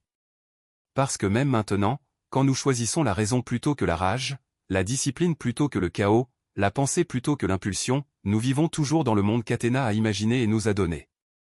Le temps use même les plus grands des dieux. L'Olympe, autrefois le centre du monde, s'est estompé. Les temples se sont effondrés. Les statues se sont érodées dans le vent. De nouveaux empires se sont élevés. De nouveaux noms ont été prononcés dans la prière. Et pourtant, Athéna est restée. Non pas dans le marbre, non pas dans le mythe, mais dans l'esprit. Alors que les autres dieux sont devenus des légendes de passion, de tonnerre ou de jalousie, Athéna est devenue autre chose. Un idéal, un symbole. Non pas de ce que nous sommes, mais de ce que nous aspirons à être. La justice sans cruauté, le pouvoir sans corruption, l'intelligence sans arrogance. Elle n'a jamais gouverné les mortels par la peur, elle les a guidés par la raison. Et quand les dieux eux-mêmes se sont tus, sa voix calme, mesurée, inébranlable, a résonné dans chaque salle d'audience, chaque école, chaque ville construite sur la pensée plutôt que sur la violence. La force d'Athéna n'a jamais été dans la force brute, elle était dans l'héritage. Elle a vécu dans les philosophies, pas dans les batailles. Dans les questions, pas dans les ordres. Dans les livres, pas dans les épées. La chouette, autrefois sa compagne, est devenue un symbole de clarté et de vision. Son olivier s'est dressé non seulement à Athènes, mais dans chaque civilisation qui valorisait le droit et la pensée. Et son esprit a murmuré à travers les plumes de Platon, les plans de Léonard de Vinci, la rébellion tranquille de chaque fille qui a osé exprimer son opinion dans un monde qui lui disait de ne pas le faire. Parce qu'Athéna n'a jamais été seulement pour le champ de bataille, elle était pour le bâtisseur, le penseur, celui qui tient la ligne quand tout le monde attrape une lame. À chaque époque, son image est revenue, renaissant non pas comme une déesse, mais comme une idée. Une femme en armure, la tête haute, les yeux perçants, refusant d'être réduite au silence. Et chaque fois, elle était différente, et chaque fois, elle était la même. Même maintenant, elle attend dans chaque esprit qui se demande, existe-t-il une meilleure façon? Pas plus fort, pas plus vite, plus sage. Les mythes peuvent s'estomper, les temples peuvent tomber, mais la sagesse, elle, survit. Et si vous écoutez attentivement, quand le monde fait rage, quand la raison ressemble à une braise mourante, vous pouvez entendre sa voix à nouveau. Pas en criant, pas en pleurant, juste en pensant. Athéna n'est pas née pour gouverner l'Olympe, elle est née pour lui survivre. Avant même que le dieu doré de la musique ou la chasseresse argentée ne prennent une respiration, leur mère était chassée. Léto n'était pas reine de l'Olympe, elle était une titanide. Douce, sage et silencieuse. Mais elle a attiré l'attention de Zeus. Et quand elle est tombée enceinte de ses jumeaux, le ciel a retenu son souffle. 2 enfants divins, pas encore nés, agitaient déjà le monde. Héra, la femme de Zeus, a vu rouge. Non seulement à cause de la trahison, l'infidélité de Zeus étant aussi constante que le tonnerre, mais parce que cette fois, les enfants étaient puissants. Destinés. Un garçon, une fille. Apollon et Artémis. Alors Héra a fait ce que seule une déesse pouvait faire. Elle a maudit la terre elle-même. Aucune terre sous le soleil n'offrirait un sanctuaire à Léto. Aucune ville ne la prendrait. Aucune nation, aucune île, aucun lieu de repos. Partout où elle allait, le sol devenait dur, le vent crachait de la poussière, les portes claquaient. Même les animaux se sont détournés. Léto a erré pieds nus et gonflé de vie à travers les montagnes et les déserts, à travers les murmures et la peur. Chaque respiration était serrée, chaque pas une agonie. Son corps était endolori à cause de 2 dieux grandissant à l'intérieur d'elle. Et pourtant, elle ne trouvait aucun endroit pour se reposer. Et derrière elle, quelque chose bougeait. Une ombre, un sifflement. Python. L'horrible serpent né de Gaïa elle-même. Un gardien des anciens oracles. Une créature si vaste qu'elle se drapait sur les montagnes comme une corde vivante. Envoyée, selon certains, par Héra. Selon d'autres, par le destin. Quelle que soit la vérité, il la chassait. Il rampait derrière elle à travers les rivières et les crêtes. Sa langue vacillait. Ses yeux toujours à l'affût. Pas pour la tuer, pas encore.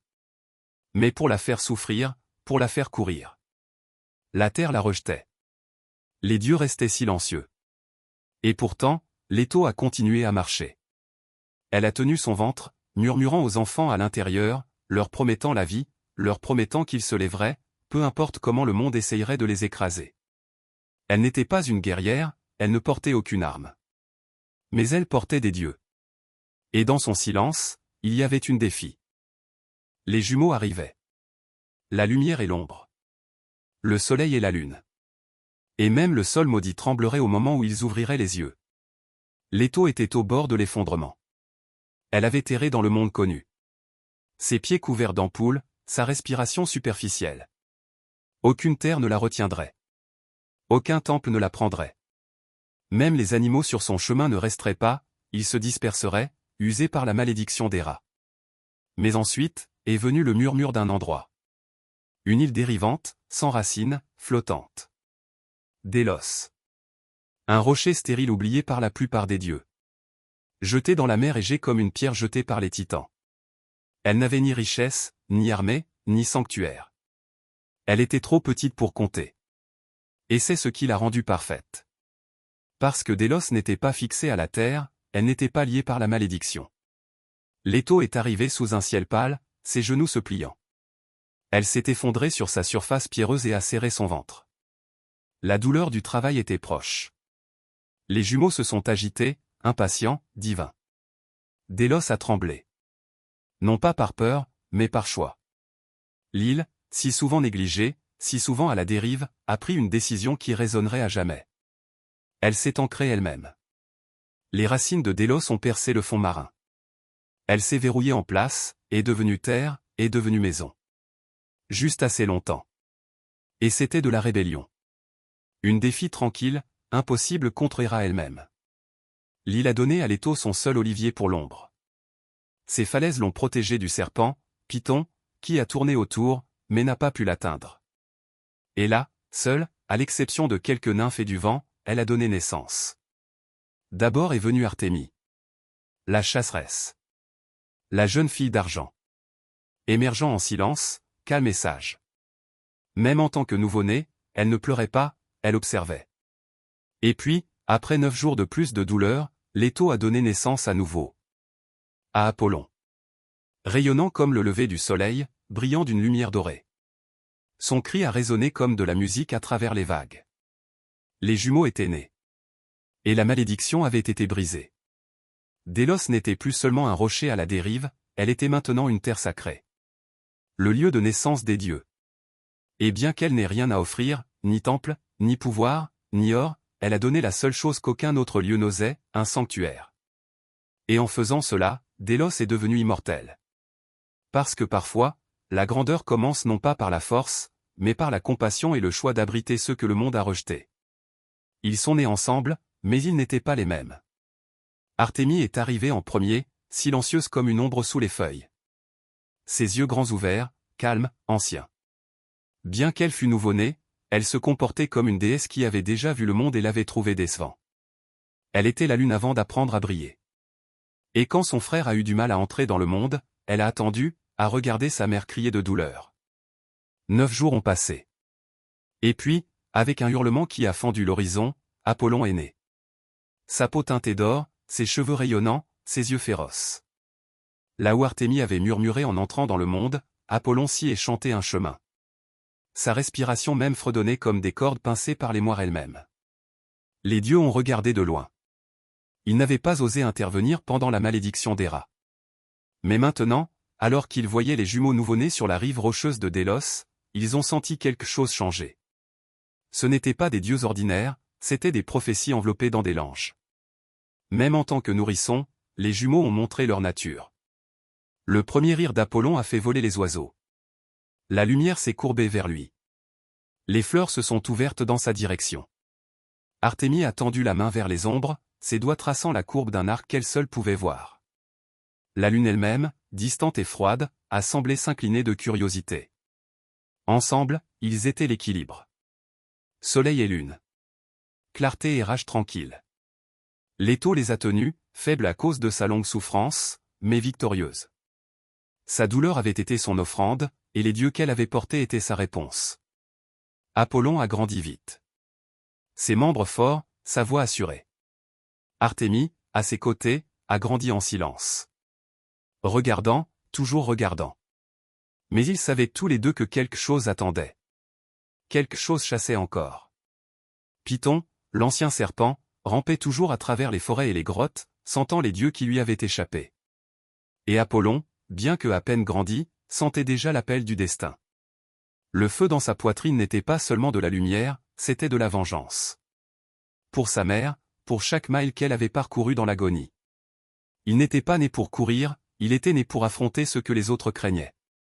Et Artémis, elle marcherait à ses côtés. La chasse n'avait pas commencé, mais les jumeaux étaient prêts. Parce que parfois, le pouvoir n'est pas d'être né en premier, il est de choisir qui on protège. Loin de Délos, niché entre les falaises et les lauriers murmurant à travers l'air, le sol a tremblé sous sa fureur. Mais Apollon était plus rapide, il bougeait comme le lever du soleil, tranchant, silencieux, inévitable. Flèche après flèche ont volé. Chacune chantait, chacune atterrissait. Mais ce n'était pas juste de la force, c'était de la précision. Apollon ne visait pas le cœur, il visait la corruption, la pourriture aux racines de Délos, la peur que Python avait tissée dans les pierres. Python s'est jeté, les crocs dénudés, larges. Mais Apollon a bondi, a tournoyé et a décoché une flèche finale à travers la gueule ouverte du serpent.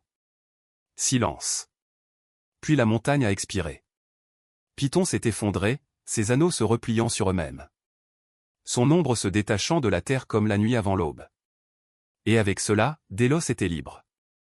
L'oracle s'est agité, le vent s'est éclairci, les lauriers ont levé leurs feuilles vers le soleil. Apollon a baissé son arc, non pas en triomphe, mais en compréhension. Il n'avait pas juste tué un monstre, il avait dégagé le chemin pour que la vérité puisse parler à nouveau. Et le monde n'oublierait jamais son nom. Délos était calme après la chute du serpent. La grotte résonnait encore du dernier souffle de Python. Les rochers, autrefois glissants de venin, miroitaient maintenant de rosée. La terre même sous les pierres du temple semblait plus légère, comme si un poids ancien s'était finalement levé. Mais le changement le plus profond n'était pas dans le silence, il était dans la voix qui a suivi. Profondément à l'intérieur de la chambre sacrée, où les ombres avaient longtemps régné, l'oracle s'est agité. Pas l'ancienne voix de Gaïa, pas les murmures critiques tordus par la peur, mais quelque chose de nouveau, de plus clair, de plus chaleureux. Un fil de feu enveloppé dans la pensée. Apollon avait revendiqué Délos, mais il ne l'a pas saisi avec des chaînes ou des murs. Il ne s'est pas assis sur un trône et n'a pas exigé un culte. Au lieu de cela, il a offert au monde un cadeau, un endroit où la vérité pouvait parler à travers son oracle, la Pythie. Une femme mortelle choisie non pas pour sa beauté ou sa lignée, mais pour son esprit. Elle s'assiérait au centre du temple, inhalerait les vapeurs des profondeurs de la terre et dirait ce que le dieu voyait. Des visions non pas de terreur, mais de clarté. Des réponses, oui, mais jamais sans mystère. Parce que la vérité n'est jamais donnée, elle est gagnée. Le mot s'est répandu rapidement. Des rois ont voyagé pendant des semaines pour s'agenouiller devant elle. Des guerriers sont venus demander si leur bataille se terminerait par la gloire ou la mort. Des fermiers sont venus demander quand semer. Des philosophes sont venus demander si les dieux écoutaient vraiment. Et au-dessus d'eux tous, Apollon se tenait. Pas visiblement, mais présent. Sa musique fredonnait à travers les feuilles de laurier. Sa chaleur persistait dans la pierre. Et dans les yeux de la Pythie, il y avait toujours un scintillement de la lumière du soleil, non pas né de ce monde. L'oracle de Delphes est devenu le cœur battant de la Grèce. Non pas parce qu'elle donnait du pouvoir, mais parce qu'elle exigeait de la pensée. Apollon avait tué le monstre, oui. Mais son plus grand cadeau était ceci, il avait remplacé la peur par la réflexion. Et ce faisant, il a réécrit ce que signifiait être un dieu. Non pas seulement punir, mais illuminer. Parce que la lumière, une fois déchaînée, ne se cache plus jamais. Et Delphes, baigné de cette lumière, n'appartiendrait plus jamais aux ombres. Alors qu'Apollon se tenait baigné de triomphe, Artémis est restée dans le silence des bois. Elle ne l'avait pas suivi à Delphes. Elle n'avait pas décoché de flèches sur Python. Cette bataille était la sienne, son destin, sa punition. Et elle l'a honorée en restant là où elle était la plus forte, dans la nature. Mais elle l'a ressenti. Au moment où la flèche finale a frappé. Au moment où l'oracle a ouvert ses yeux. Au moment où l'ombre du serpent s'est ratatinée sous la lumière de son frère. Elle s'est tenue pieds nus au bord d'une falaise à l'aube, regardant non seulement le lever du soleil, mais la montée d'Apollon. Son jumeau, sa flamme, l'autre moitié de son équilibre céleste. Elle n'a pas souri, ni pleuré. Elle a simplement regardé, avec la fierté tranquille d'une déesse qui sait que son rôle est différent, mais non moins divin. Pour Artémis, la nature était son temple. Là où la lumière d'Apollon frappait les villes, ses ombres dansaient dans les bosquets. Là où il guidait les oracles, elle guidait les instincts. Là où il apportait la clarté, elle apportait l'intuition. Ils n'étaient jamais censés emprunter le même chemin, mais ils étaient censés s'élever ensemble. Alors qu'Apollon revendiquait Delphes, Artémis a erré plus loin dans les forêts intactes par l'homme. Elle a murmuré au loup. Elle a appris au cerf à courir en silence. Elle s'est enveloppée de clair de lune et a aiguisé son arc d'argent. Elle n'a pas été oubliée à la suite de la renommée de son frère. En fait, les mortels la craignaient plus. Ils l'ont appelée non pas avec des chants, mais avec des offrandes laissées sur la pierre. Ils ont vu en elle les yeux du jugement. Le silence avant la justice. Les jeunes femmes ont prié pour sa protection. Les chasseurs ont demandé sa bénédiction avant la chasse. Les sages-femmes ont prononcé son nom à l'heure de la naissance. Et elle a répondu. Non pas avec le feu, mais avec la présence. Là où l'héritage d'Apollon brillerait à travers les temples et la prophétie, Artémis se ferait sentir dans le vent et l'instinct. Dans les chemins non empruntés. Dans la façon dont le danger hésitait quand elle regardait. Elle n'avait pas besoin de Delphes, elle avait la nature. Et alors que son frère se tenait sur la pierre sacrée, embrassé par les prêtres et les rois, Artémis a levé les yeux vers le ciel sans luner à murmurer une vérité que